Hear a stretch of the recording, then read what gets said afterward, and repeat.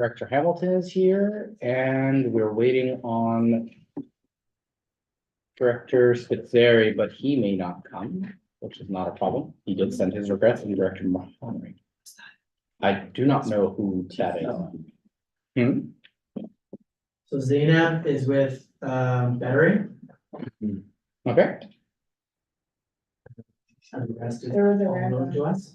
and that's Director Spitzeri. Cool. Cool. All right. I'd like to call this meeting to order. I'd like to acknowledge that the Wilfrid Laurier University Students' Union operates on the traditional territory of the neutral Anishinaabe and Haudenosaunee people. I've received one regret for today, and that is Director Mahari. She has a valid conflict. So this will take us to the adoption of the agenda as presented. Can I please get a motion? Director Ellis, seconded by Director Corey. Any discussion on the matter? Okay, as I see none, we'll now move into voting. Any opposition to the motion? Any abstentions? All those in favor? And the motion passes 0-0 to 11. We have the pleasure of having to our board today Zainab Shah from bettering.ca. Welcome to our board. You have the floor. Hi, everyone. Can everybody hear me okay? Awesome. Thanks so much for opening up your agenda for me today. So my name is Zainab Jaffrey Shah. I'm the founder of bettering.ca. I'm also the manager of Inclusion, Diversity, Equity, Accessibility, Anti-Racism, thankfully also known as IDEA, at the University Health Network, which is a collection of hospitals in downtown Toronto. It's one of the largest research hospital networks in the world. So I was gonna, show a bit of a presentation, but I think you already have enough materials that I had shared with you in the proposal. I really wanted to focus today on introducing myself,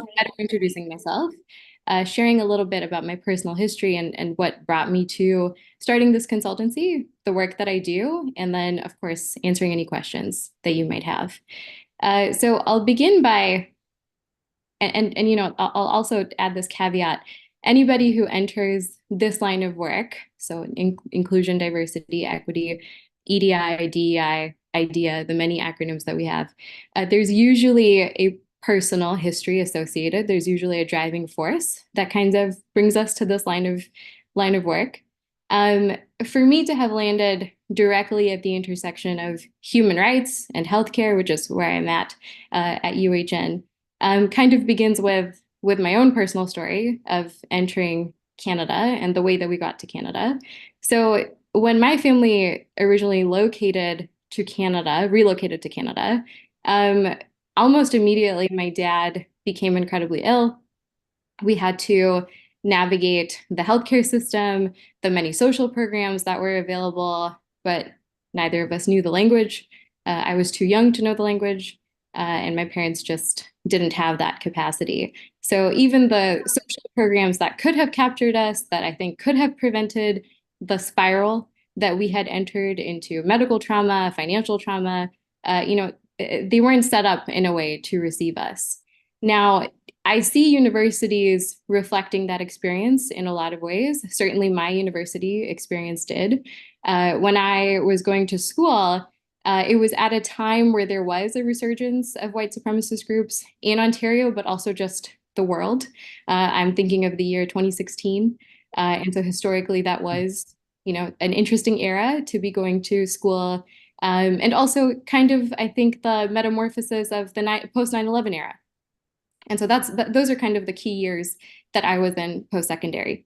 With that being said, student unions at the time were places of equalization. So if you did experience inequity within the university town that you were in, depending on how your student union received you, it could really make or break your university experience. Now, we know through research that both in healthcare and also just the general quality of life that people have in Canada, education is a protective factor. So if you receive some kind of post-secondary education, you are less likely to suffer from chronic inflammatory diseases, brought on by chronic stress. People of color, marginalized communities are already vulnerable to those diseases, but education, for whatever reason, presents a protective factor. Now, similarly, in the quality of life, we see that those who go to college and university tend to be more satisfied with where they end up at the end of their lives. So quality of life, health status, in many other ways, education is a protective factor. But we also know that graduating and just getting a degree is not enough, right? So just holding the piece of paper and saying that I graduated is not what makes an excellent and enriched educational experience. There are two types of students currently in Ontario. There's those that are stuck in the surviving pathway, and then there's those who are in the thriving pathway. Now, you guys can certainly look up the differences between the surviving and thriving pathways. There's a lot of good research there about the post-secondary education experience.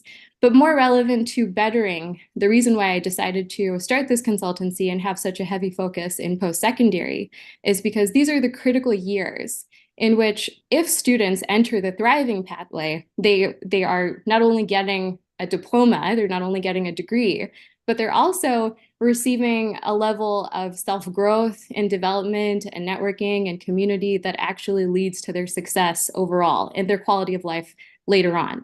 This is particularly important for those people who are members of marginalized communities.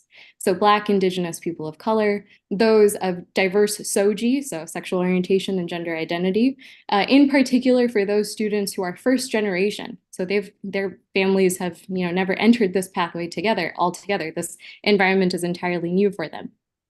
Student unions play a key role in making sure that students enter the thriving pathway as opposed to the surviving pathway. However, student unions and student union environments are not immune to the effects of systemic oppression that define all systems in Canada. And Bettering hopes to enhance the student union environment through our auditing services. And the two ways that we do that is through the self-identification, attitude, and sentiment questionnaire, using those results to guide a broader strategic plan for the development of the DEI journey for the student union, as well as the environmental scan. Now, an environmental scan is a process that is not new, and it's certainly not unique to diversity, equity, inclusion. It's a project management tool. It's a leadership tool that many organizations use. In fact, I conduct them all the time at the University Health Network, which is, like I said, a collection of hospitals. And it's used to enhance the environment and identify deficiencies and gaps that could be systemic, they could be individual, they could be programmatic. But the point is, we need to know what they are in order to have some kind of advancement. So that is essentially what Bettering hopes to do at the student union level, recognizing the power and influence that student unions have on the experiences of marginalized communities in post-secondary. So that's, in a nutshell, if I could wrap it up, that is kind of what brought me to Bettering, why I launched it. And it's a brief introduction as to how I got here. Wonderful. Well, we really appreciate your short presentation. I'll open it up for a discussion and questions from directors as they have requested that you come to our board meeting today. The floor is open. Yeah, last question. Vice Chair Rubinoff. Hi, my name is Daniel. Nice to you to come and hear about yourself and why you do what you do. Was just hoping for a little bit more clarification of what sort of the process of consulting and looking into and helping us out. What specific steps you're taking and the sort of things you're doing. Sure. So I had shared a proposal that I think briefly does go into detail about both of the processes that I'm about to talk about. So for your reference, if you want to go back to that document, I think it could probably be helpful to kind of complement what I'm about to say. But in brief, the auditing process that Bettering has developed is 3 phases. So the first phase is what we refer to as the self-identification and attitude assessment questionnaire. It's also known as SIAS. It's a series of questions that we ask students at the student union for this year. So of course, we're taking a snapshot of this year. Student unions are super unique in that they have, 100% turnover in the leadership that guides them. So it's an interesting work environment, but it's still useful to get a snapshot of that year and how students have received the experiences and also the services of the student union.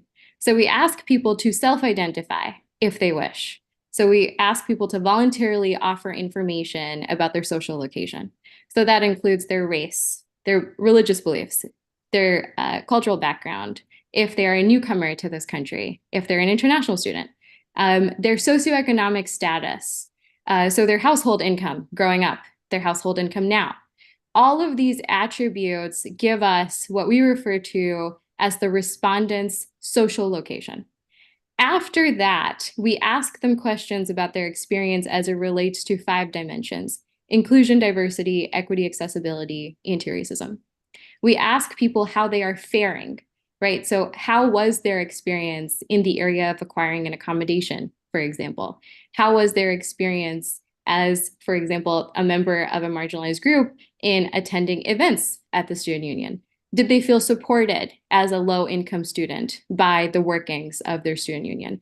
And most importantly, what are ways that we can receive them better? What are ways that we can enhance the environment so that they are better received at the student union?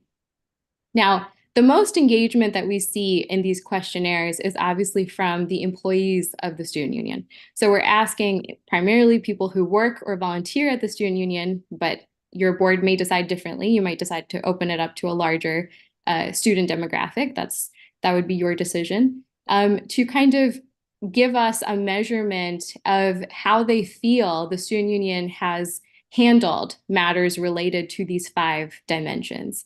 At the end of this data collection, we are left with a number of indicators that point us to gaps infrastructurally in the student union and strengths of the student union. So without asking these questions, it's difficult to allot resources, but organizations do. And that's, I think, one of the reasons why I started doing this work, is because there was a lot of waste that I had witnessed myself, right? Organizations constantly hiring consultants, constantly developing programs. But because DEI is inherently in a place of reaction, we're not always able to use data-driven approaches. So the real purpose of this whole process is to give us real data to make decisions on how and where these resources should be used. So that's part 1. Part 2 is the environmental scan. The environmental scan is a series of about 30 questions delivered in a confidential format between the lead consultant, which would in this case be myself, and key members of the student union leadership. That is, again, something that you all will be deciding. Is it just going to be a leadership team, for example? Is it going to include the entire board? Should it include, and it probably should, the permanent staff of the student union that have been there for many years, right? And these in-depth confidential interviews ask people to identify areas of improvement, describe using their own experiences how they feel with regards to inclusion, diversity, equity, accessibility, anti-racism, and help us to understand who you are, what your identity is actually as a student union. Using these 2 data points, the SIAS and the environmental scan, we would then deliver part 3, which is the report or the strategic plan on how best for the next 1, 2, 3 years, you should be using your resources to make the student union more diverse, more equitable, and more inclusive. So that's the process in its full about how we conduct our consulting. Thank you very much, giving the overview. I'm sure myself and all the board members appreciate that. So thank you. Director Hamilton, you have the floor. Hey Zainab, thank you for your presentation. Really like the roadmap and everything. It's really nicely laid out. Just had a quick question about sort of what we could expect after this audit. And I see that it's like 45 to 90 days and then some consulting or check-ins after. I was wondering if you could maybe talk a little bit about some other maybe universities you guys have worked with or any other kind of past experiences and what the results were of those ones. Yeah, so I think the best example that I could probably point you to is the public, I believe it is now public, USA environmental scan in SIAS that was conducted. And the population for this were the delegates of that school year, which I think was 2021 and 2022. So I can pull that report for you. I can share that with you. I think it may already be public. I'm not sure. Have you already seen that one, Josh? Have you already seen that report? Yeah, I believe in the past. Yeah, just trying to see if I can find it again off the top of my head. But yeah, could you talk a little bit or just give us a little refresher on those results? Sure. And let me also add that and actually one of my questions for you folks today, one of the reasons why I might not be able to share um, another report that I'm thinking about right now that was based in the university setting is because that student union, upon receiving the results, decided not to share it. So they decided actually to keep the results confidential. So I wouldn't be able to say who that school is and what the results were, but I'm just going to put a pin in this because I do want to come back and ask you folks what your intentions would be with the data that is collected. But let me jump to the USA report. So having spoken to USA leadership, so that was the steering committee for that year, that and also speaking to their the steering committee and their executives, so the folks that work there full time in a permanent capacity. That was about a month-long process filled with one-on-one interviews about their experiences throughout the years at USA. Many of them had been there for a couple of years, first as GA members, then as executives of elected student teams. That made up, I would say, around 30 to 40% of the report that was delivered. So we asked them to place USA in that year and everything that had occurred up until then, on a scale of where they felt they landed as it pertained to diversity, equity, inclusion. Those results then informed also our analysis. So the other part to this is the audit of processes and policies that already exist at an organization. So we would take those results as well as the results of the SIAS, and in combination with that, we would also look at the protocols that you already have in place. So for example, how you recruit people for job postings at the student union. What is the process that you follow? Is there a checklist for reaching out to communities, student communities within the student union, or sorry, the student body, right? How do you make sure that there is the right amount of engagement with marginalized students on campus? We would conduct that audit as well. And that's how we decided to make the recommendations that we made for USA, which, if I'm remembering correctly, were, I think, mapped out over the course of 3 years. So they had year 1, year 2, and year 3 recommendations. Now, we worked with USA, we actually continue to work with USA on an ongoing basis to make sure that they're actually accomplishing their goals. And so a part of this was actually reordering the recommendations that were made. So there was a whole list of recommendations, and for a number of reasons, they decided to change some to year 1. They moved some back to year 3. So that's some of what had occurred. But on an ongoing basis, we were consulting with USA, with the executive director as long as he was there, and now with the current executive director, to kind of guide what steps USA needs to take next in order to hit some of those goals. So that's how that audit was conducted. And because it is a very effective way to, I think, accomplish DEI goals over the course of 3 years, it is pretty much the same process that I would encourage we follow here at the student union. Does that answer your question? Yep, it does. Thank you. Director Spitzeri, you have a question? Yeah. Go ahead. Thanks so much. And then I want to, thank you for taking some time to come out to speak to us today. With regards to some of these solutioning and the roadmaps, how do you go about developing a lot of these best case or best practices for how we go about, remedying some of these gaps you might have identified? Are they like industry best practices? Are these solutions that you previously implemented? Where do you go about understanding, identifying the best way to do this within our, resource constraints? For sure. So we apply 4 principles when we're developing these solutions, and that really is our methodology. So we've got 4 principles. The first is harm reduction. The second is margin to center. The third one is for the community, by the community. And the fourth one is material change. So I'll begin with harm reduction.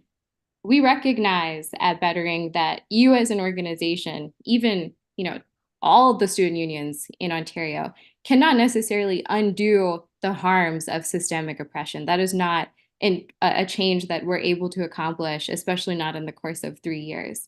However, we can't let that be a demotivating force for the things that are in our control, and also at the programmatic level, the changes that we do have the resources and the initiative as well as the manpower to change. So that's one thing. Our solutions are based in reducing harm, recognizing that in many cases we're not going to be able to eliminate the harm. But by measure, if we're able to reduce the harm, we have accomplished something in pursuit of our goals.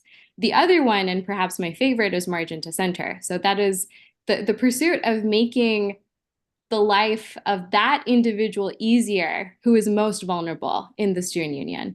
Often when I'm conducting these audits and when I'm writing these reports, what I will say to people is, my client is the most marginalized person at your student union. It is the most vulnerable student in your student body. And that's who I'm hoping these solutions are going to benefit. And we do that with confidence because we know that if we can make sure that that person's life is a little bit easier, everybody above hierarchically should benefit from that. So that's margin to center. The third goal that we have, the third principle rather, is for the community, by the community.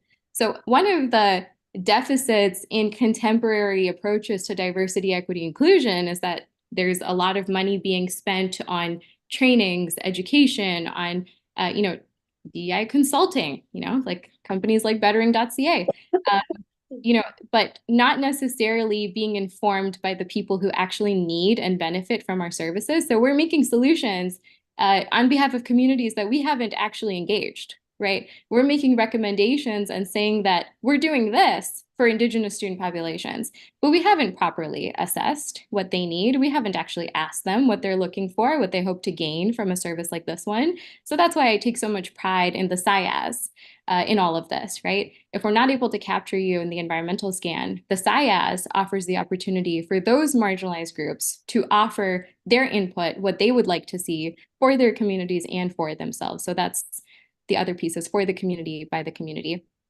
Lastly, it's material change. So we make sure that our solutions are actually measurable, right? So at the end of 3 months, let's say, because we will do a 3-month check-in with you, right? We'll do a 90-day check-in to see how things are going.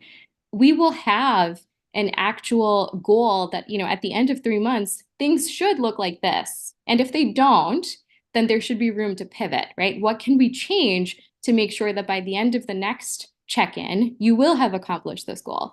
Now, I'll give you an example. So in the recruitment process at USA, right, there were some things that already existed in their infrastructure, but it's not things that they had emphasized, right? So there were accessibility policies that existed at USA, and they were good accessibility policies, but there was confusion amongst the members of the GA, as well as people who had applied to positions at USA, about who it was that they were supposed to be reaching out to.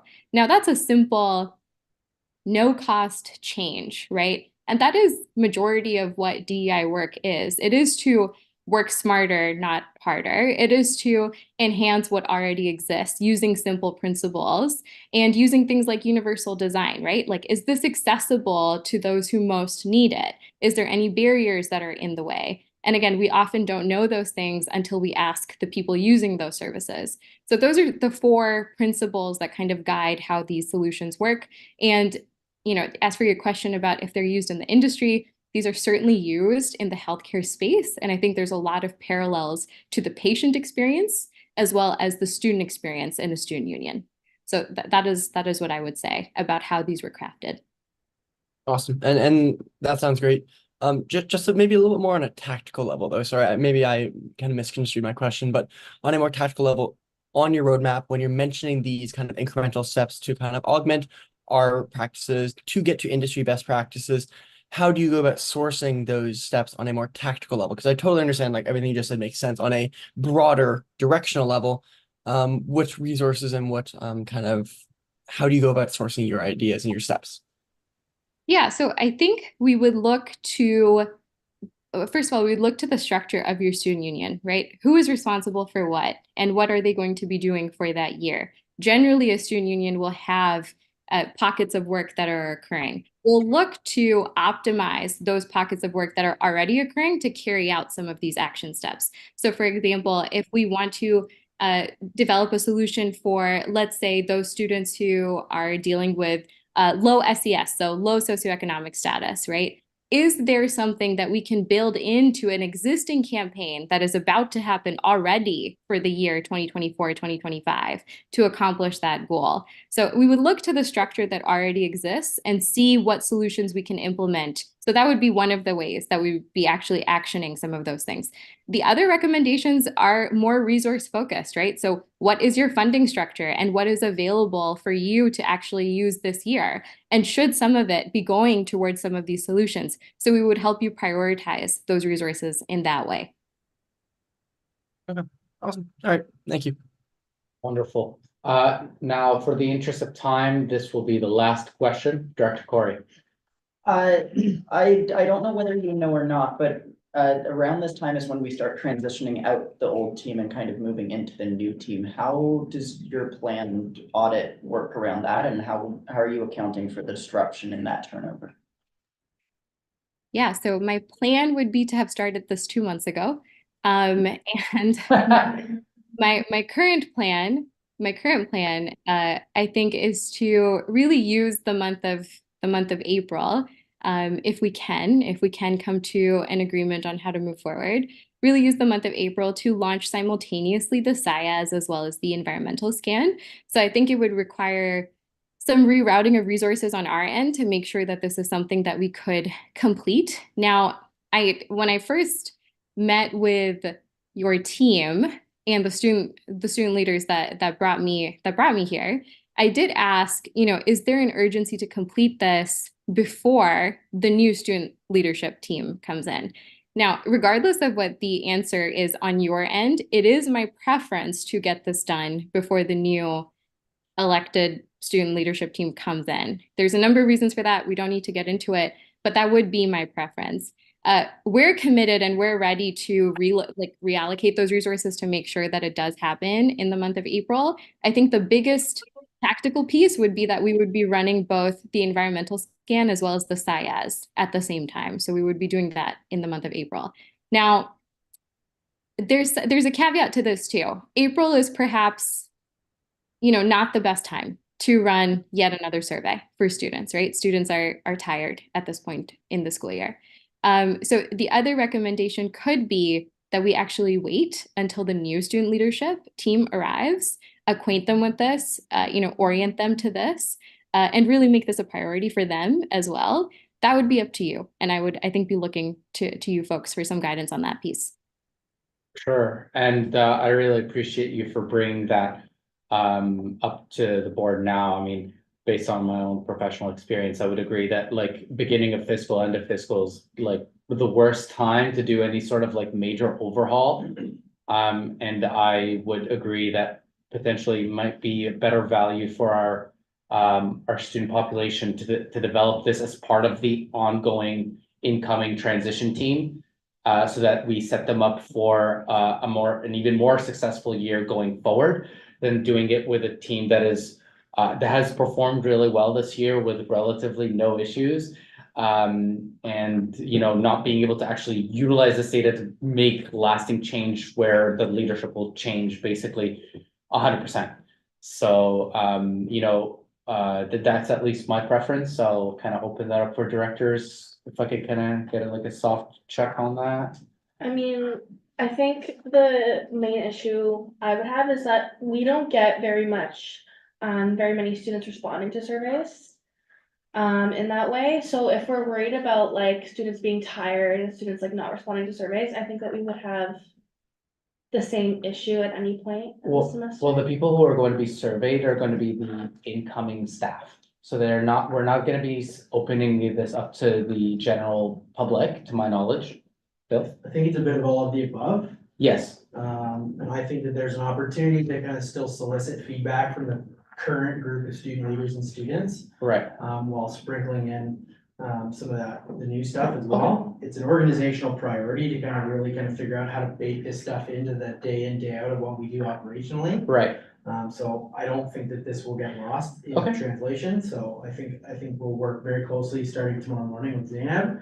Okay. To figure out how we can get this thing off the ground and how we let it grow. Right. Next year. I just want to make sure that like with this project going ahead now, we will get value for money for next year's leadership team and, hopefully have the vice president, or the president-elect kind of involved in this process. Make sure that they're on board and well briefed up to that point. So if you can, assure the board that this will happen, then, all power to you, sir.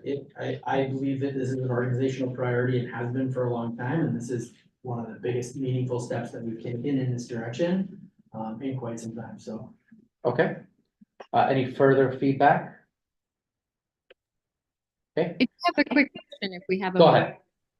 So, because these are student dollars and my client in this situation, philosophically for me, really is, like I said, those students who need support, who want to be members of the community, who are looking for connection, perhaps haven't been received in that way. I am interested to know, like, is the board, and again, we would not necessarily dictate how, when you share the results of this audit, but would there be a commitment to making sure that these results are shared? I say this because, when I do this, I'll be asking people questions, and some of those questions beget difficult answers, and it's a lot of emotional labor to ask people to reflect on their experiences. So it is important to bettering that there is some commitment that the findings of the audit would be shared. Of course, so I can't make a decision for the board, but I'm sure when the audit does come to fruition, then it'll come to us in an in-camera session and we can discuss that. As a team, I can't make a unilateral decision, but what I can promise you as chair is that we will have a comprehensive conversation about that. Well said. Okay, thank you so much, everyone. Thank you so much, Zainab. We're so excited to see the results of your work. Thank you. Yeah, I look forward to working with you folks. Take care. Take care. Have a good night. Okay, wonderful. You should be on in like 30 seconds. The Dean of Students will be here any minute now. So this will be in a Q&A type session. And this will be the opportunity for all of the directors to ask all the pertinent questions to the Dean, who has now connected to our call. So, any minute now. Gotta give the computer time to do the computer thing. Good evening. Hello, everyone. Good evening, Mr. Lawrence. It's nice to have you on our board today for this evening. So we really appreciate it. Although you cannot see it right now as the owl does its owl things, we are mostly in Brantford this evening. I've taken the directors out for a quick Brantford tour. They make decisions that impact students here. I've made a commitment to them, or they've made a commitment to me to come and visit and have an understanding of what our campus is actually like. Well, that's great.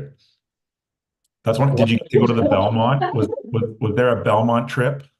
Yes, we actually had our first board of directors catering event at the Belmont today. So that's great. A couple of different firsts this evening. Yeah, so with that being said, the floor is now open. Well, actually, do you have a quick introduction you'd like to? Yeah, so for sure. I was going to give like a little bit of a brief overview about the Sure. Conestoga agreement, if that works for everyone. Please go ahead. And then, of course, take all the questions. Also, I apologize. I just got back from a couple of hockey practices, so I'm a little bit sweaty, but lots of energy, so ready to rock. So I guess I'll start. So first of all, my name is Adam Lawrence, Dean of Students at Laurier. So I've started my career as the Dean of Students in Waterloo, and then about 7 years as the Dean of Students in Brantford, and now back in a multi-campus role for Waterloo and of course Brantford and Milton as we get rolling on it. So I just want to give a little overview, and Mohammed has been great updating me a little bit on some conversations around the partnership with Conestoga, and I know there's some questions. So I thought I'd run through a little bit. I have about 5 or 6 bullet points, and then of course the floor is open for anyone that has any questions. So I sit on a committee that works closely with Conestoga College, and we do have a variety of agreements with Conestoga that we established in 2013 was our first agreement. So the agreements they include space use. That's more classroom space use. There's an academic agreement because of course there are some academic partnerships, and then there's a student affairs partnership that we actually it's called Schedule B of the overall agreement. So we've had that since 2013, and really, if you've been around for a while in Brantford, it hasn't been, normally it's been around 50 to 300 students, Conestoga students. That was really the max. During the pandemic, we were down to about 10 or 15. But really, it wasn't until this past September where we saw an increase in those numbers that I'll reference in a second. So our Conestoga students do pay fees, but they only pay specific fees. So they pay fees for wellness services. So that's both clinical and wellness education. They pay recreation fees. They pay a separate YMCA fee. They pay an off-campus student experience fee, a safety fee to the student union, and then a one-card fee that goes to ancillary. So those are the fees. We did pick those. There are some nuances when you look at the traditional fees that a Laurier student may pay around career or learning services. Those just didn't align with the college academic experience, so they were left out. If you paid attention to any social media or any news, you do understand that there was an anomaly this past year as Conestoga's enrollment went from approximately 300 to 3,000 students, almost in the blink of an eye. On a personal note, I was off last summer for about 3 months for a health thing, and when I came back, I didn't realize that Conestoga had about 3,105 students in the fall term registered on campus. And this did result in some perceived challenges in our wellness center and accessing some spaces around campuses. So we did see, really 3 kind of main challenges. We were having some challenges keeping up with the medical side of the needs of Conestoga students in our wellness center.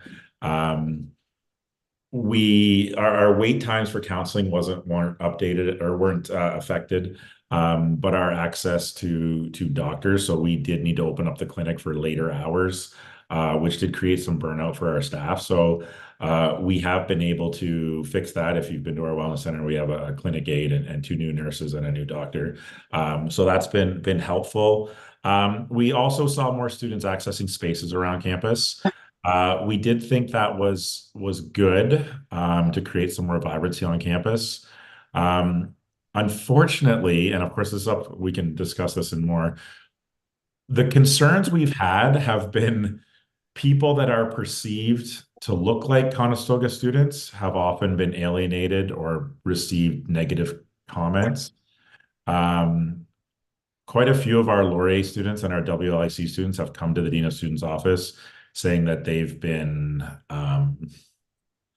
targeted and or received negative comments of being in spaces where they maybe shouldn't be, to the point where one student asked us if he could get a Laurier shirt because he was a Laurier student and just wanted to be known as a Laurier student without getting a shirt. So that has been a little bit of a challenge, some of those negative comments that people perceive by looking at some of our students. So we have, of course, have worked with Conestoga and WLIC. WLIC, sorry, is our Waterloo or Wilfrid Laurier International College. There's about 70 students that are in a pre-Laurier program to lead into Laurier. Most students do move to the Waterloo campus.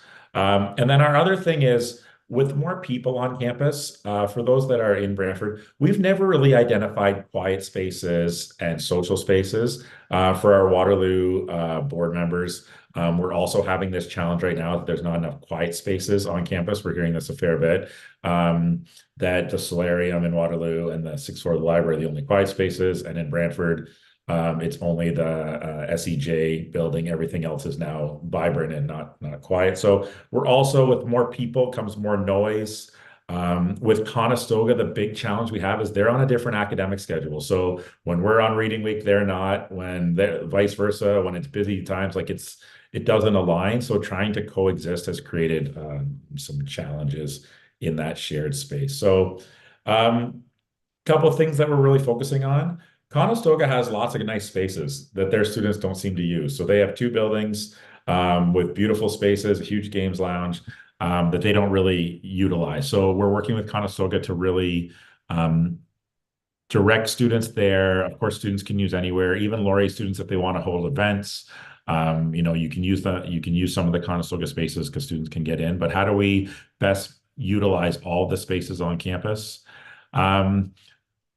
Also, not that we ever count on things to correct themselves, but with the new IRCC immigration caps on enrollment, the idea of 3,000 students a term is not feasible based on the amount of visas that will be approved across the sector. So again, that's kind of everything in a nutshell. We're continuing to meet with Conestoga. So Melissa DeLeo, who's the director of Brantford Operations, is our main point of contact for our relationship with Conestoga. So we're continuing to work with them.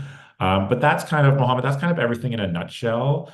But I'm more than happy to answer questions you have, take any feedback you have. I often remind people that in our communities, in our Waterloo community and in our Brantford community, our Milton community, a healthy post-secondary sector is what benefits students, across the board, right? So if UW is healthy, if Conestoga is healthy, Laurier is healthy, that helps everything. It helps all of you as students, getting into the job, job place. It's healthy. We want everything to be healthy. So we work very closely with both UW and Conestoga to make sure that we can partner on lots of things.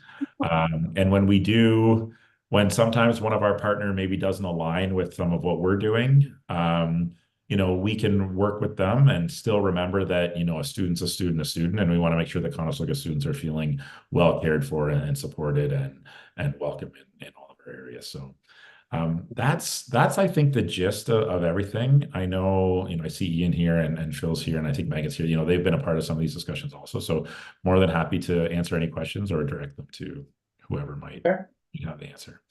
Wonderful. So I'll open it up for discussion. We'll go Director Corey and then Director Sloan.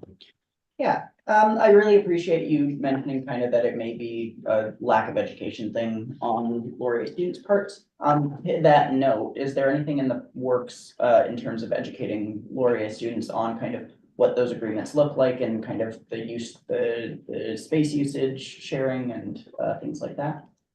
Yeah, that's a good question. I don't think these agreements are like they're not secret agreements. Like we could always share that. I think one thing we've been working with Jess Calberry's area about is to try to and maybe hopefully this kind of answers your question in a roundabout way. How do we identify spaces on campus that students know more about spaces, right? We have 20 buildings. What spaces can people exist in? What do those spaces look like? What does the games grounds look like? We don't want to have areas that are only time for Laurier and only time for Conestoga, but how can we make that shared space more accessible for everyone?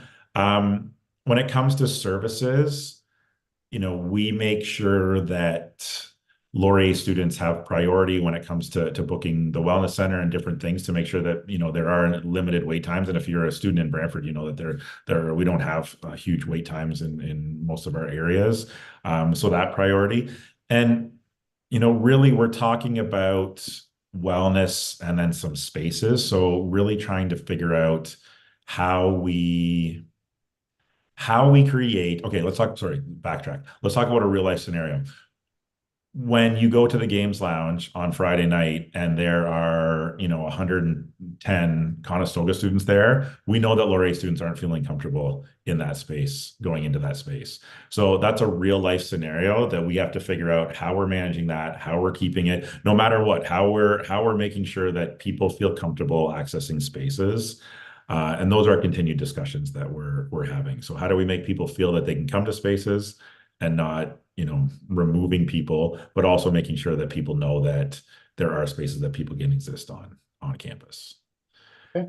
Also, the other thing is that we also need to hold Conestoga accountable for some of the supports that they should also be providing their students. So our students have access to the Leanne Holland Brown Student Emergency Fund and different things on campus that Conestoga students don't have access to. But we also need to make sure that students, if a Conestoga student needs a winter coat, if you're a Laurier student that needs a winter coat, you come to the Dean of Students office and we'll get you a winter coat.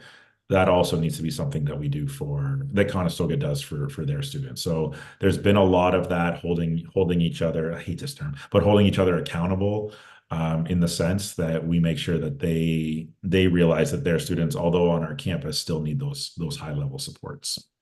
Yeah, absolutely. It's really like your approach really seems to be like bringing a more equitable piece. It's not like lowering the standard, it's raising the bar, which is sort of what the board was looking for. Director Sloan.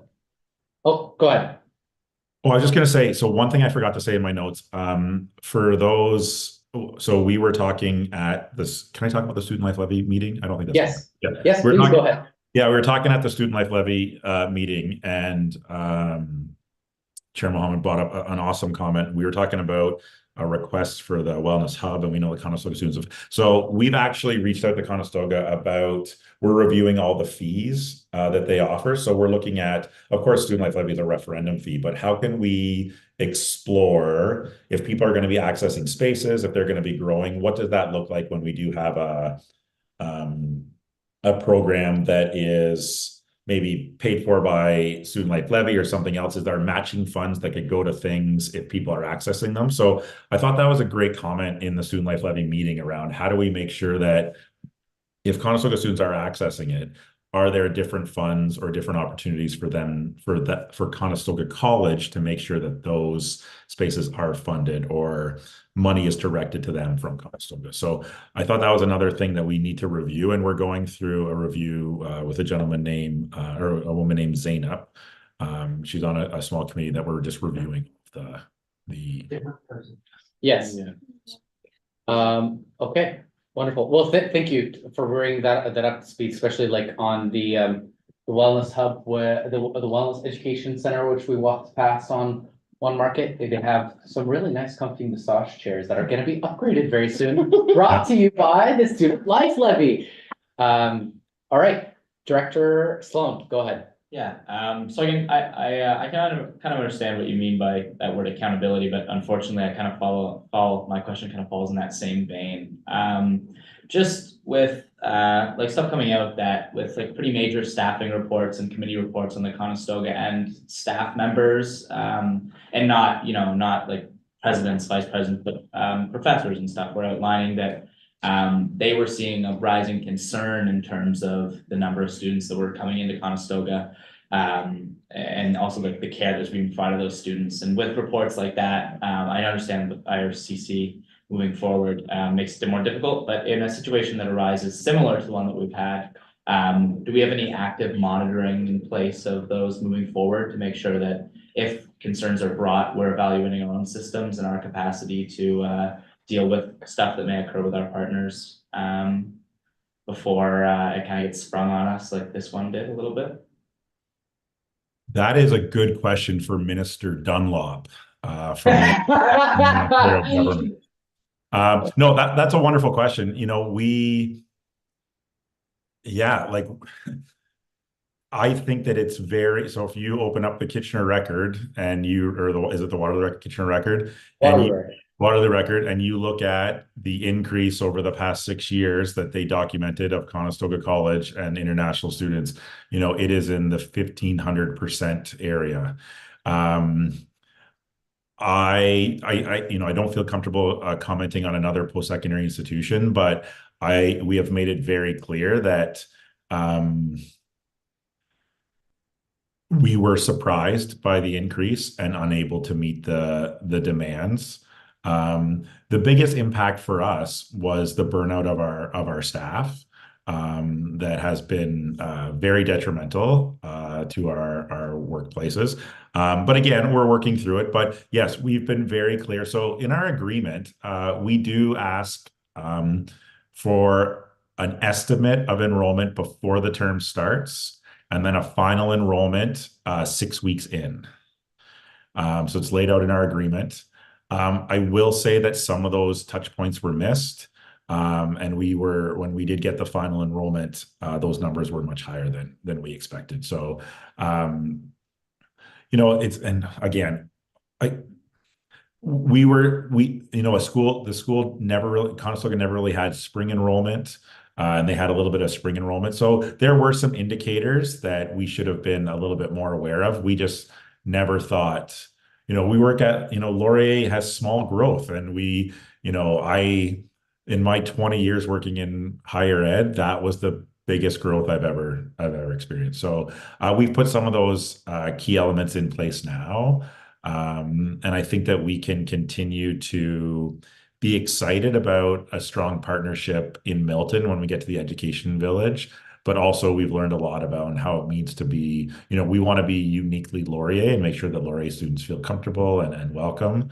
So how do we continue to coexist while students still have that anonymity of being Laurier?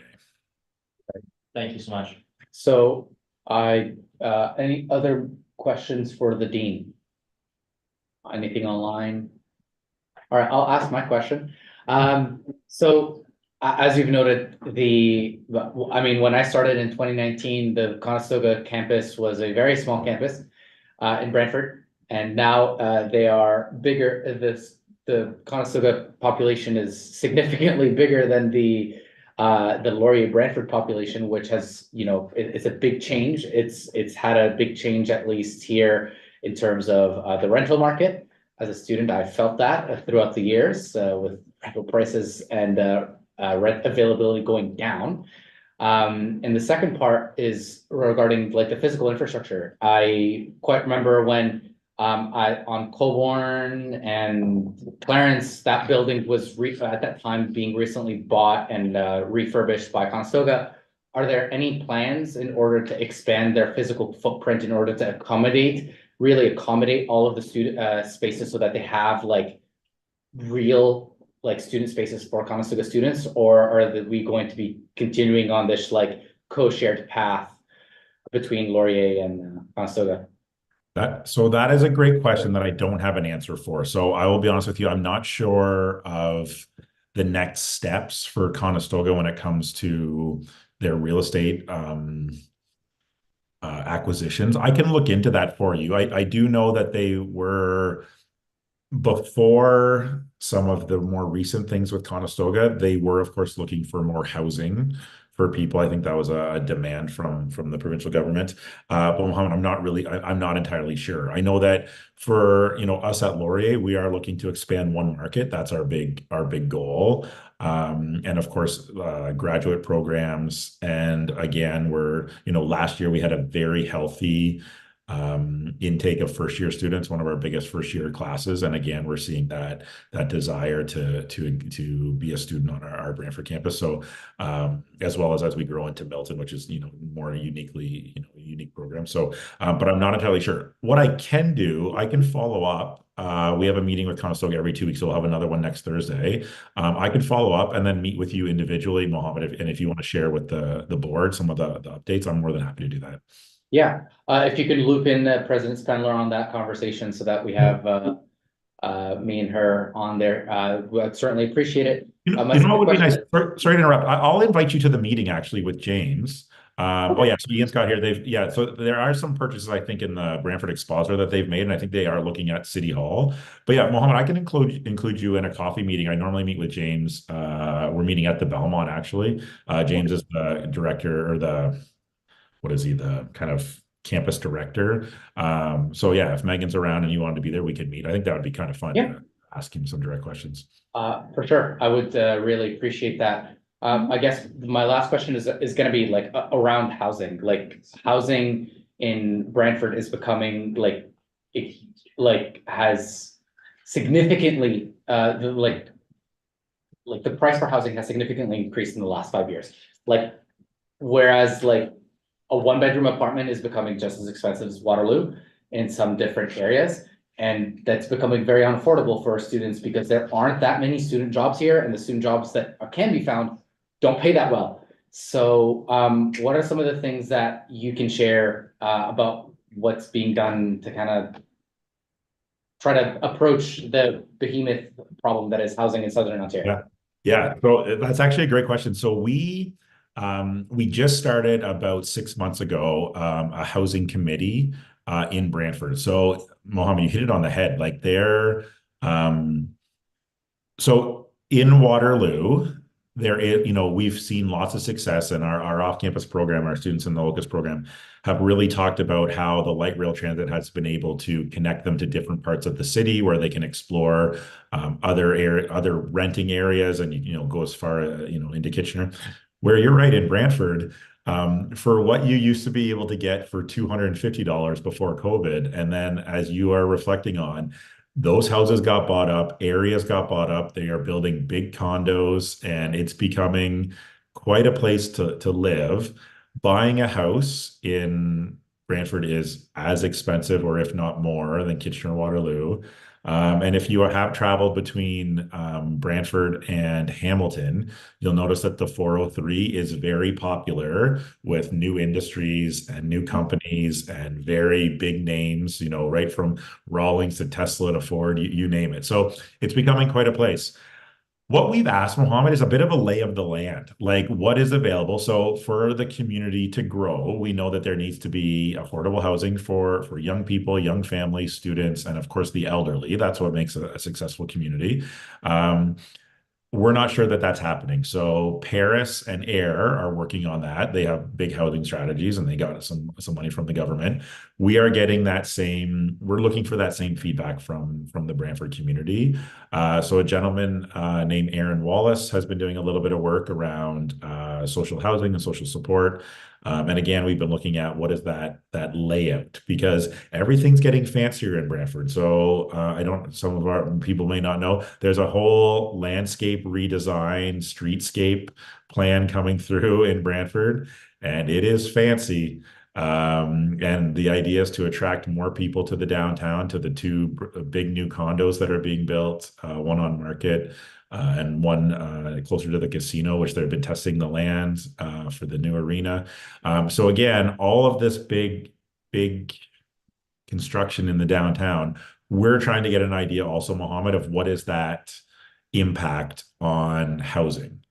Also, as a university that's looking to grow, we have been mindful of what do buildings look like in the downtown. We've worked very hard to repurpose some of the older buildings. It costs a lot of money to repurpose, but we find that the value in repurposing the old buildings is well worth it. What does that look like for student housing, student graduate housing, international housing? Those are some big questions that we also have. So not really an answer for you, but the sheer effect that we are very focused on housing. For people, I don't know if Phil's here. Phil and I have been around Phil and I have been around kind of the same time. We saw this transition in Waterloo years ago, 2003, 2004, 2005. Things were, there wasn't a lot going on in Waterloo. And then people started to build the odd little, 5-6-story apartment building. And now we're at, the buildings that block out the sun most days. Right. In Waterloo. So not that we want that, but again, that housing strategy is important for us because existing in the downtown, we would like to see more families and people in the downtown, as well as some more affordable housing. Right. And I mean, like, again, just to kind of give like some snapshots, like in 2019, 2018, it's a 1-bedroom in like a basement was about $400. That's looking closer to like $750. I know people who are living in like single family homes that were repurposed from 5 people to like 8 people now, and they're paying closer to 800. Like, you know, housing rent prices on a like for like basis have doubled in the last 5 years here.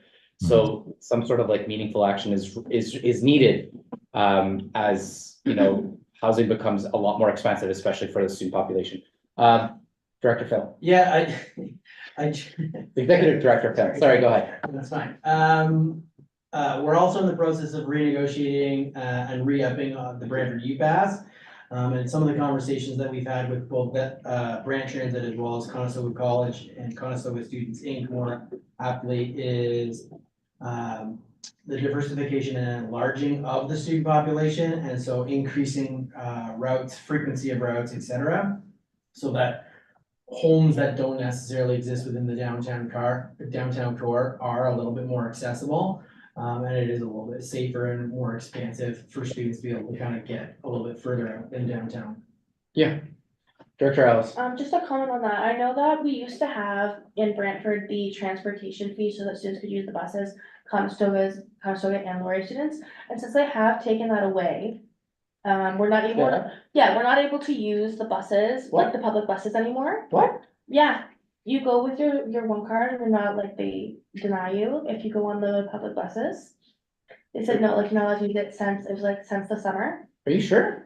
Yeah, every time I go on the bus, they don't let me use it.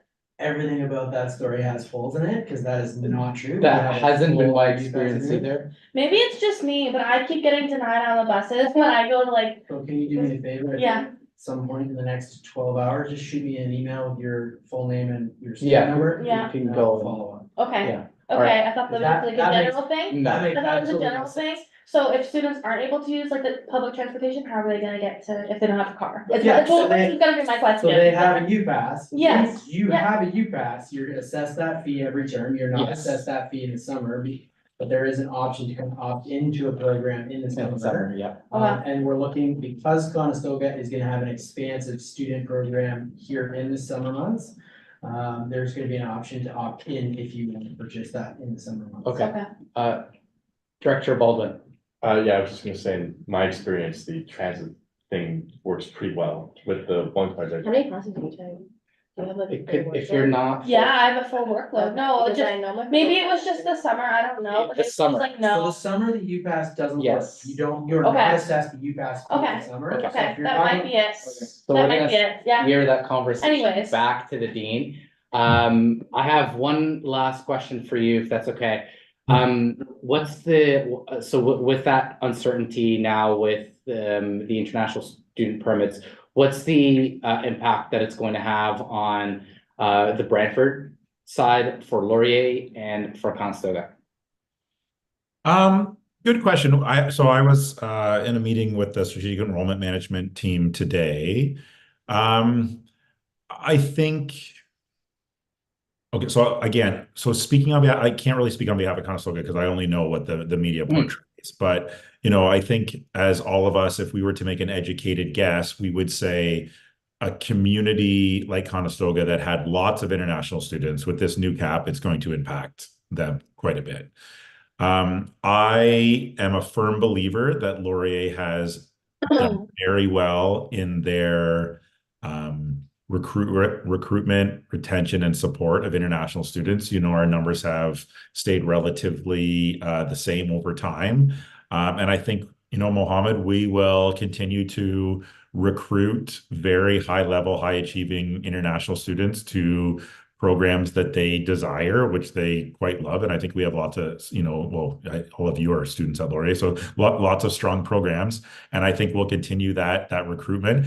I think that I don't know what the final number of visas are going to be, but it will be smaller than in the past. So I think you can imagine in Ontario, there are lots of universities that are going to be competing for these high achieving, high level international students. And that may impact our ability to recruit. But I'm always kind of positive. Like I love this place, and I think students see the community feel and the love of this place and the great programs and the great experience. And I think that we will, like we do every year, we'll attract great domestic and international students that will feel feel like this place is home. So I think that there will be more competition for the international students with less visas. I think that's just a common. And, you know, in the news today, so the Western Gazette published that Western is taking some very drastic measures. They are offering international students 4 years of housing if they come, and like residential housing and different things. So I think some schools will work very hard. Western just built their, what is it, 9th residence building, their vast 8th residence building. So again, schools will come up with different ways, but I think we'll continue to recruit. I know the recruiting team will continue to work hard, and with the Laurier Days coming up and the preview days, I think we'll do well to share our story. Okay, well, that's time. It was a pleasure having you come and speak to our board. Dean Lawrence, we really appreciate you coming very late on a Monday evening. No So problem. we sincerely appreciate that. I look forward to our conversation with the president if she's available at the time this Thursday or next Thursday. Please feel free to send me an Outlook invite and I'll be there. Perfect. All right. Thanks, everyone. Have a great night. Get home safe. Take care. Bye-bye. Okay, wonderful. So this leads us directly on to the adoption of the consent agenda. Can I get a motion? Motion by Director Phillips, seconded by Director Baldinelli. Record time here. All right, any discussion on the matter? Okay, as I see none, we'll move to voting. Any opposition, abstentions, all those in favor? And the motion passes with unanimous consent. On to comments from the chair and chair of the board and CGO. I really appreciate all of the Waterloo directors for coming here and participating with our 2 invitees today. It was wonderful having dinner and taking you on a small, brief tour of the downtown. Any questions for me? Okay, Director Sloan. Can we get milkshakes at the Waterloo campus? There are milkshakes at the Waterloo. Oh! What do you mean, can we get them, like, can we order them? Or Yeah. do they exist? Yeah. Do you want me to pay for yours is what you're asking? Where are milkshakes? No, Oh, no. Where are these milkshakes? If you came to dinner, you would have come. You would have gotten some. On to comments. I was trying to, I'm sorry. Boom, the comments from the president and CEO. President Spendler, you have the floor. wow, I'm a director. Oh my God. Yeah, I don't have a ton to update on.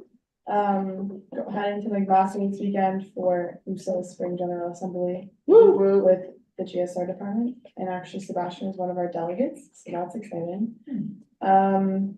Just doing a bunch of back-end admin stuff, some stuff with Phil, like some of our university partners, and hiring panels, some award panels, fun stuff like that. We actually have a meeting tomorrow about Milton Student Affairs Planning, which is exciting to get that off the ground. The work with the Seagram project continues, so recently Phil and Ellen from the GSA joined the committee, which is very helpful with this turnover from me to Ben, because up until this point it was just me and Taylor sitting on the Seagram project, so having them join is like very helpful for the transition. Other than that, not a ton. We have a lot of events this month on both campuses because it's Health and Wellness Month Part 2 or Yes. Thrive Yes, Week. and Thrive Thrive Week. Week. So there's a lot going on. Donuts both tomorrow. campuses. Donuts tomorrow. Yes. And then we have Iron Chef coming up. I don't know if you guys know what that is, but essentially I'm going 2v2 versus Deb, and whoever her sous chef is, and myself and my sous chef. So You better not disappoint. It'll I'll send you probably guys- be, it'll probably be David. wow. What are you making? You better not And my sous disappoint. chef is from Brantford, What so do you Let's make? go. Is it quail? we're making a quesadilla. Ooh. Oh. Like her, if you guys have had her ice roast cream. meal, like Yeah. it's that, we're making that. Okay. With some Who's twist. judging it? I don't. It's, Is it the it's basically Mhm. students will come in and, I guess it doesn't. it's Oh, the not- dining hall. It's not exclusively students. People will go into the dining hall and they'll have one and the other, or half and half, or however they do it, and then they'll cast a vote, I think through Instagram. I remember that last. Huh. It's very informal, and the Students' Union has never lost, with the exception of 1 year when the president of the university was retiring. I'm love pretty it. sure that fix was in. Right, so we're going to formally punish the president if she loses. We have- All right, any questions? Director Sloan, then Director Phillips. Is it only available to first years to come try the cases? No. No, We gotta pay for it, I thought, to get in the dining hall. yeah, you still have to go in. I'll be that's present. amazing. If you actually wanna come, let me know, Okay, because between this group, the dining hall is not, it's $18 to get in the dining hall. $18.99 plus tax. Oh my gosh. Yeah. And I'm not saying my case. order, please, one at a time. If you guys actually wanna come, shoot me a message. Okay, Director Phillips. That's my question. We get board directors and feel free to that, you know? Or pay for it. You said that. You know what day it is? We can, Tuesday, March 19th. we can organize that. All right, any more questions for the president? If you guys come support me and vote, then I'll get you in. Okay, one question. Me? How's how's the Wilkes project going? Oh my gosh, the hot take. It's going, so I actually had a meeting with Chris Turner, like the director of finance today. Okay. To deeper dive into Wolf's financials.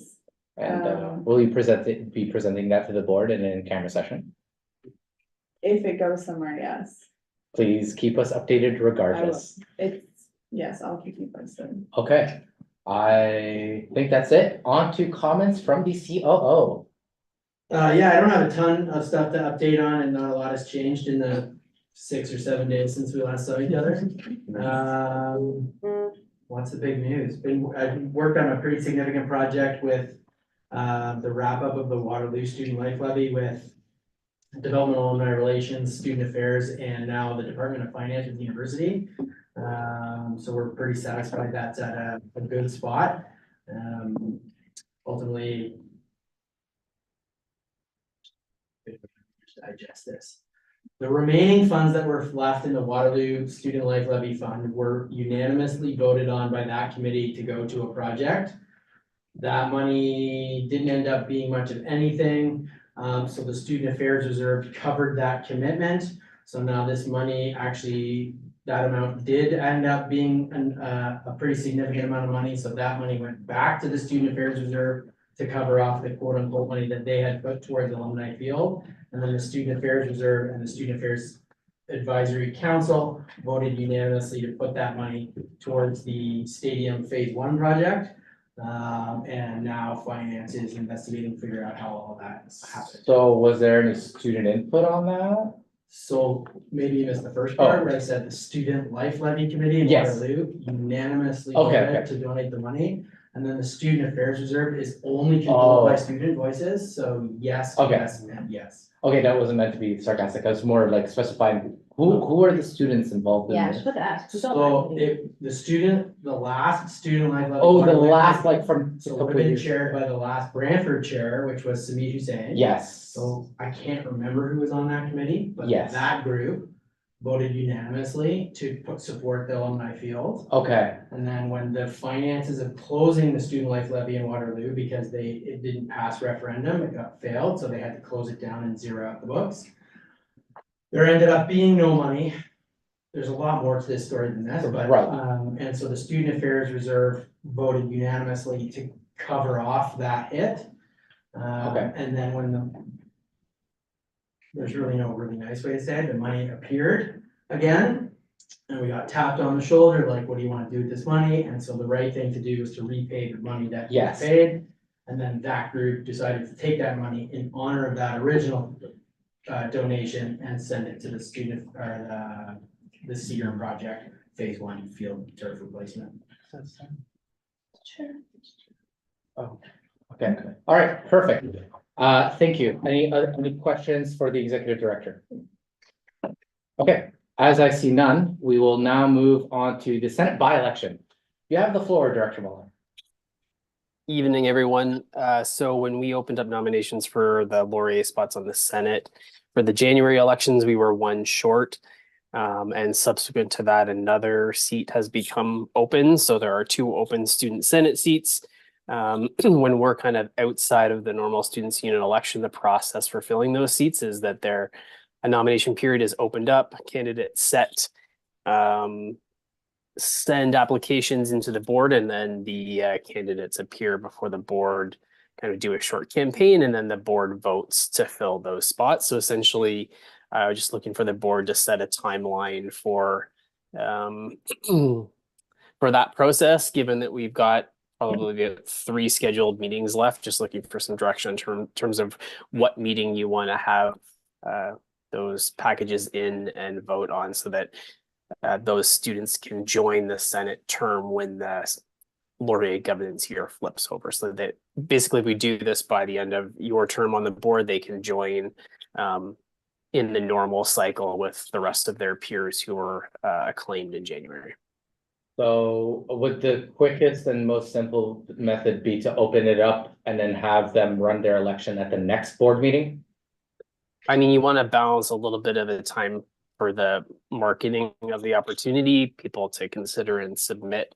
In the past, when we've done this, the University Secretariat's office has sent out an email that's had some success. And just to clarify, because I didn't mention originally, it's 2 Waterloo student seats specifically. Okay. So just balancing the time needed to get people aware, submit packages, and then have it go out to all of you. So probably April 1st is probably what makes the most sense. And I think that the April 1st would probably be the smartest way to do this. April 1st is good, is a holiday, no? Or is it No, just a Friday? April Fool's Day. Yeah, It's- Monday's not a holiday. it's not a Monday. Okay, Forget me. so April 1st, I'll open it up to Baldwin and then Corey. Yeah, just for reference, as one of the students last year who participated in the Senate by-election, I had my nomination package in on the 22nd of March, so I think I knew before the beginning of April whether I won or not. Yep. So ideally, maybe having that done a little earlier than April 1st would be a good idea. All right. So that timing is actually just a bit of a coincidence. We tackle these as they Right. come up. So the timeline would actually, it's actually kind of funny that yours was that close. This isn't like a scheduled time that we deal with vacancies. We literally had one that we knew was open, and then last week the university secretary sent a message saying that they had another. So basically, it's just whatever's expedient, balancing both notification and then the meeting schedule. Okay, Director Corey. Would it then make sense to go nominations released kind of as soon as feasibly possible, go in nominations submitted by 11:59 on the 17th, which is the Sunday before the next board meeting, and then we review at the April 1st meeting, because I believe we have the budget scheduled for the next meeting. Is that not right? Oh, I'd be shocked. if that's- No, it's not going to be on the 1st. I thought I heard something about. No, it is the not budget going being to be on the April. first meeting of April. Don't even. The first round of submissions has been in, and Chris and the Okay. finance team are working to kind of balance the budget. And just an FYI, we may have to add a 3rd meeting in April, at the end of April, to pass the budget, in case the operations team needs extra time in order to build it, so keep that in mind. Just to go back to that, if we do nominations in by the 17th, that gives 2 weeks for people to put in nomination packages. Well, I mean, it's. If we Yes, do, like if a week and a half, 2 weeks. So I think it depends on how busy the March 18th meeting is, whether we can fit I in think that. we're or gonna do push chair April elections 1st. then. we're going to be doing the chair elections that That's gonna be meeting, busy. so it's gonna be a pretty busy meeting, so. So April 1st then, and nominations in Uh, sometime. You know what, I'd like to motion that the board of directors open up the nomination period until March the 28th, with the elections being on April 1st. So this will give our governance coordinator some time to review the packages to make sure that they are compliant. Can I get a seconder on the motion? Director Phillips, any further questions on the discussion? Yeah, is that enough time? Like, just That- a few days Yeah, or, yeah? the 28th to the 1st, do you think that you'd be able to review all the packages to make sure that they're not missing anything? So the package for the April 1st meeting would go out on the 29th. So between myself and Orlin, we can, if the deadline is noon on the 28th, we could get them organized to send out by end of day on the 29th. Cool. Is that okay, Roland? If Ian is feeling confident, then I am on that train.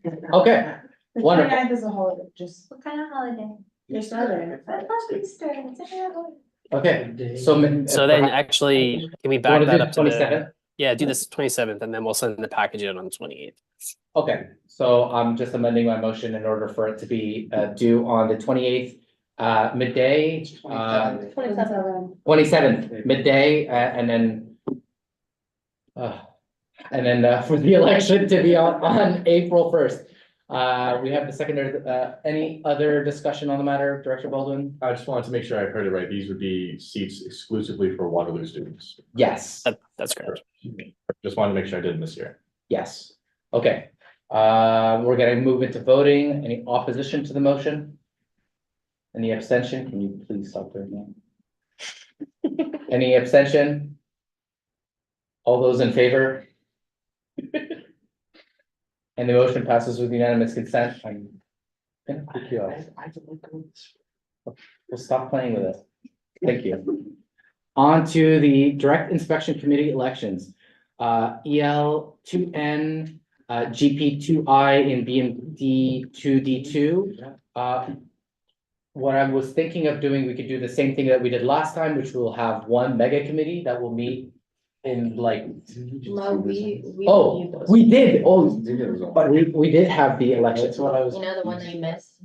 Yes, I had a, I just kidding. I had an urgent family matter to deal with. It's okay. So I couldn't. If I get home. Oh, okay. Midnight, I would stop. So The funny. reports order, please. The report has been submitted to the board. We just have to approve them. If there are any questions.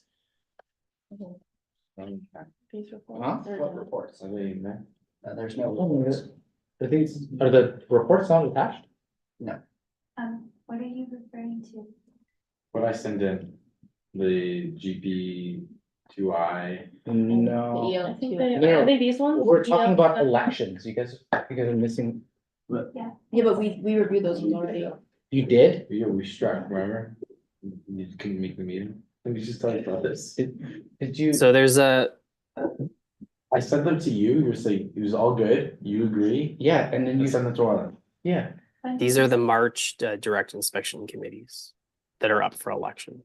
No, these are different. These are different, okay. These are different policies. policies. Okay, so my initial point still stands, having one mega committee that will review all three policies at the same time. Can I get nominations for EL2N, GP2I, and BMT2D2? Director Phillips? Alex Warren, Director Sloan. Director Sloan, do you stand? I do not. Director Sloan? I did not Colton Phillips. Director Phillips, do you stand? I do not. Director Russo? Order, order. I don't know if it's wrong, but we reviewed the paid staff one. We did. We did the did red the staff I. one and we did We- the I one. Yeah, we So did. So it's we didn't do the BMT2D2. last one, unless we did the wrong ones, I don't know, like, No, but I'm trying to. those are the two that we did, so we already did those ones, so unless you wanna like do different ones, but we did those ones, so. Okay. I'm not I- too sure like I- what happened, before. I don't know like what happened, but we did those ones, so. Oh, It's not the last one, we didn't do the. okay, so it's BMD2D2. Yeah, that's it. Okay. Not a problem. So we're running elections for BMD2D2. Director Phillips, Ladies and gentlemen, Director Ellis. Director Ellis, do you stand? No. Okay, No, guys, it I takes. I have to remind directors that they have a requirement to serve on one committee a term. I would like to know that most of us have been on committees, but they haven't been sent out to us. Okay, yes. So that is also. So, yes, I understand that. And that will be rectified in our outstanding report segment where I have made some changes in order to facilitate that. Director Baldwin, Two things. One, are we allowed to nominate ourselves? And two, yes. if I nominate myself, will I actually receive an Yes. invitation? I was elected to the Yes. committee in December, Yes, and I never got anything for it. yes, Will I receive something? yes. Okay, I've great. said that 3 times now. Just wanted to make sure. Okay, Beating the it horse is to death. getting very warm in here. Sassy. Okay, Director Corey, Nominate myself, I stand. okay, you know, Whoa. 1, 2, 3, okay, cool. Yeah, We have 3 people, wonderful, we can now strike the committee. Can I get a motion to acclaim Director Corey, Director Baldwin, and Director Russo to BMD? Director Phillips, seconded by Director Baldwinelli, on to voting, any opposition, abstention, all those in favor? All those in favor? Yeah, you do. And the motion passes with unanimous consent. On to outstanding reports. I'd like to give an update to the board. I have dropped one of my classes that is not required in order for me to graduate, so that I can make up some time in my schedule in order to catch up to the reports that are missing. So literally, like tomorrow, when I don't have to go to class, I will be sending out all of the different committee invitations that will happen next Tuesday at around 5. So clear up some time in your schedule. There will be, No, until 5:20, so. Do that. okay, we can do it like Tuesday evening or maybe like next Monday at around this time when we usually have our board meetings to hold the committees, make sure that we get all these reports in time. Again, I literally dropped class so I can make some time, but I've been really busy. So I appreciate your patience as I kind Another note, we're early in the schedule, we're at the agenda right now. of, yes, we are. All right. No, it's just an So, announcement. on to announcements. Any announcements to share? Yeah. Okay. Well, I'm going to grad school, so I don't. Okay. Yeah. Exciting. Yeah, I'm excited. Now I have a get a pick of where I want to go. Action item summary. You will be receiving emails tomorrow on Tuesday. Yes, Tuesday at around like 5 o'clock-ish for the different committees, and then by next board meeting, you'll receive you will receive a big amount of monitoring reports that are overdue. There is an announcement by the president. Please fill out the survey that she has on a QR code. Please. Already filled it Wait, out. Hazy's not, Where's the did she survey? just say she's not free Tuesday at 5? They changed it to Setting up Monday, the, we're changing it to Monday. Oh, okay. Yeah. She just said Tuesday at 5. So I'm gonna be sending the emails up Tuesday at 5. Director Russo, is that cool for you? Yeah. Wonderful. Can I get a motion that the board adjourn the March 4th, 2024 meeting? Motion by Director Sloan, seconded by Director Price. Any further discussion on the matter? Okay, as I see, no disrespectful Sorry. motions will be done in a current sitting board meeting. Yes, sir. Any discussion on the matter? Thank you all directors for coming to Brantford. It was a wonderful time hosting you. We really appreciated the time that you've made. We will hopefully have one more board dinner at the end of the year to celebrate all the hard work that we've done this year. Please submit any ideas you have for sort of like a thank you gift. Again, I kind of pitched out like the Laurier sweater, like a board of directors sweater, but if you guys don't want, we could do quarter set. Windbreaker, whatever. We can come up with some sort of idea, order, we can come up with some sort of idea. All right, we will gonna be voting on the motion. Any opposition to the motion? Abstention? All those in favor? And the motion